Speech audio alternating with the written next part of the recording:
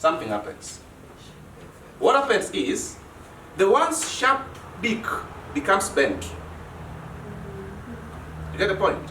You know, eagles are always known to be very good hunters. If you see an eagle go down where your chickens is, no one is gone. Right? How many of us are farmers of chickens?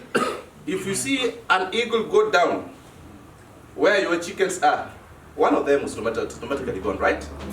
So, after 40 years, that sharp beak that helps them in picking the prey bends. So it becomes very difficult for them to hunt and pick a prey, right? And there are once sharp talons. Talons are the claws, right? Yeah. That were very sharp also becomes bent.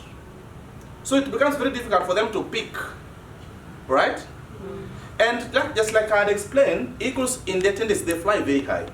What enables that is because their wings are always very light. But after 40 years, the wings become so heavy. So they can't fly that high. So what happens is that it becomes very difficult for them to pick a prey and fly high. So it means they're disadvantaged. So they're faced with the two options. One is to die while they sing, because you can't eat, you can't hunt. So it means you're just dying while singing. Or, alternatively, accept to go through what I call a painful process of change. Now, what does it do? An eagle, with all those characteristics that I've said, isolates itself, goes to the wilderness, then uses bent beak to remove the feathers in his own body. These are facts you can ascertain. And then use that very beak to remove the claws, the talons. Then after that, take the beak and hit it on the stone so that it can break. Then wait there for a new beak to grow, new feathers to grow, and new talons to grow. After that, an eagle can now live for other 30 years to reach 70. So by the time the eagle leaves the wilderness, it does what we call a flight of hope.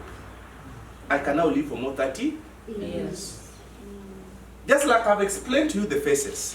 It could be right now, you could be wondering, but we are very good. You are an eagle, you are at 40 years. You're like, yeah, but you see, these things that are happening, inflation is everywhere, competition is everywhere, we can still survive. Yes, there's what we call comfort zone. Everybody likes to be in a comfort zone. But the funny thing about comfort zone, nothing grows there. Nothing grows? Yeah. Have you ever met a grass on a tarmac road? No.